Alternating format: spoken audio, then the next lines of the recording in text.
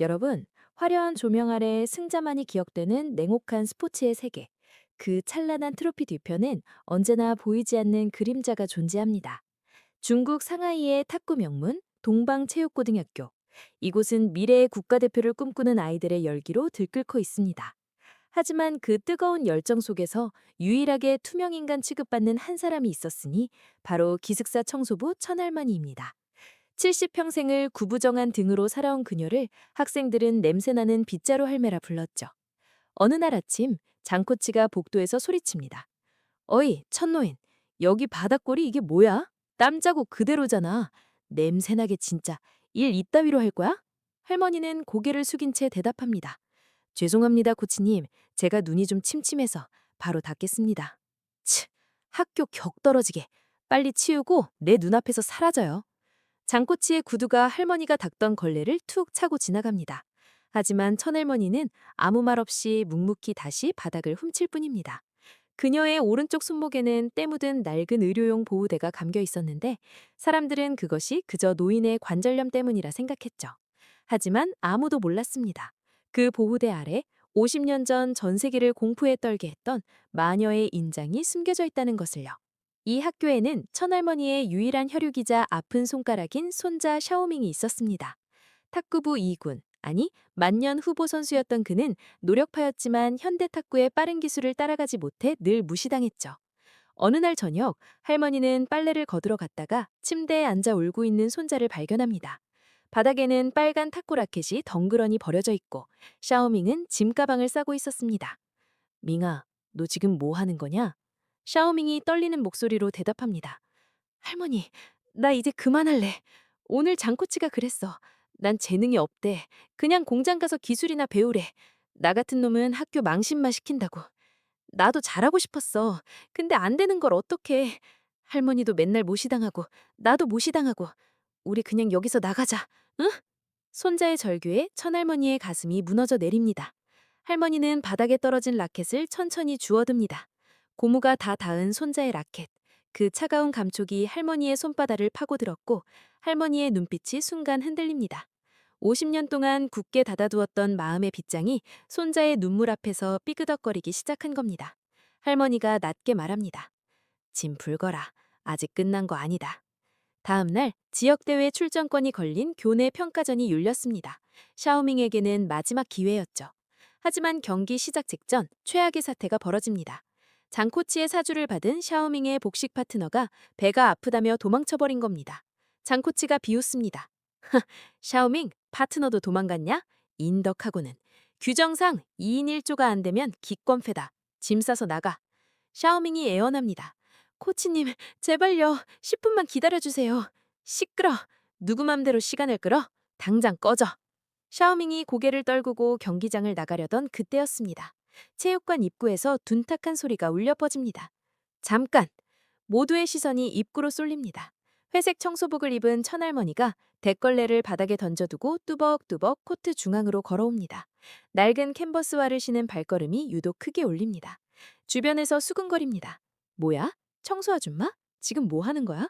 청소 안 해? 할머니가 또렷하게 말합니다.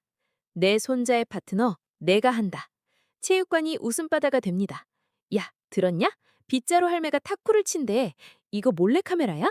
미쳤나 봐. 노망났어, 진짜. 샤오밍이 당황해서 소리칩니다. 할머니, 이러지 마. 제발, 창피하게 왜 그래? 하지만 할머니는 단호하게 말합니다. 조용히 해라. 라켓 잡아. 할머니가 작업복 주머니에서 꺼낸 건 박물관에나 있을 법한 50년 된 나무 라켓이었습니다. 고무는 다 삭아서 나무판이 훤히 보이는 골동품이었죠. 장코치는 배를 잡고 웃습니다. 나무판 자들고 뭐하게? 파리 잡게? 좋아, 어디 한번 망신 좀 당해봐라. 경기 시작해. 경기가 시작되었습니다. 상대는 학교 최강의 에이스 복식조였습니다. 그들은 시작부터 노인인 천할머니를 노렸습니다. 강력한 스매시가 할머니 쪽으로 날아옵니다. 할머니는 꼼짝도 못하고 첫 점수를 내줍니다. 관중석에서는 야유가 쏟아집니다. 내려가라! 탁구 모독이다! 샤오밍의 얼굴은 붉게 달아올랐습니다. 하지만 그때 천할머니는 아무렇지 않은 듯 오른쪽 손목을 만집니다. 그리고 중얼거립니다. 역시 이게 거스리는구나. 할머니가 손목에 꼬질꼬질한 보호대를 풉니다. 그러자 드러난 손목에는 수술 자국이 선명한 흉터가 보입니다. 50년 전 동료를 구하려다 부서졌던 마녀의 날개였죠. 보호대가 바닥에 떨어지는 순간 할머니의 굽었던 등이 펴집니다. 그리고 흐리멍덩하던 눈빛이 맹수처럼 변합니다. 두 번째 서브가 시작됩니다. 이번에도 상대는 할머니를 향해 공을 날립니다. 하지만 이번엔 달랐습니다. 할머니가 낡은 나무 라켓을 수직으로 세워 공을 툭 건드립니다.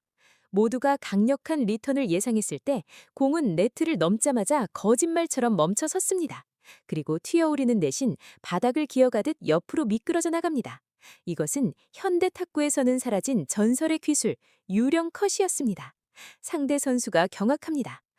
뭐야? 방금 공이 왜 안 튀어? 경기장이 찬물을 끼얹은 듯 조용해집니다.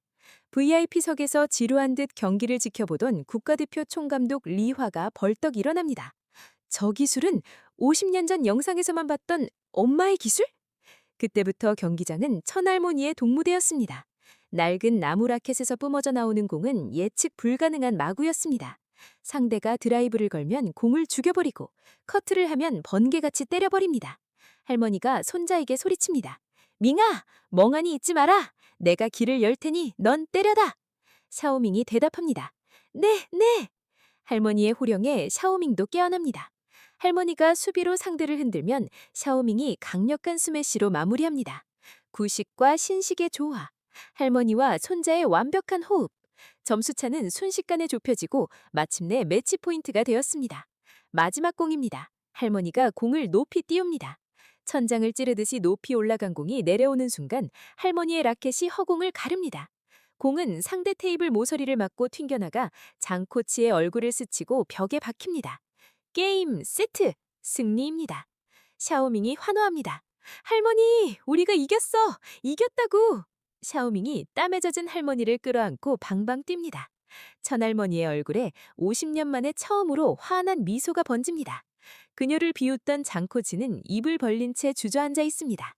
경기가 끝나고 웅성거리는 기자들이 몰려듭니다.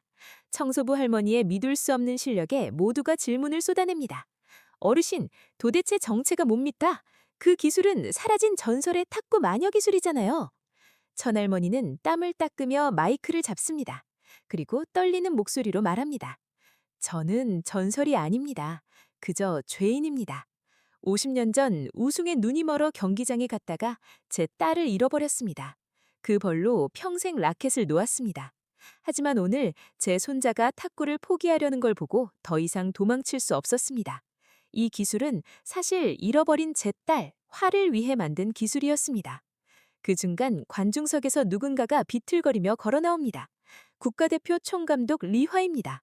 그녀의 눈에서는 하염없이 눈물이 흐르고 있습니다. 리화가 떨리는 목소리로 말합니다. 그 기술, 어머니가 맞군요. 엄마! 천할머니가 놀라 되묻습니다. 아가?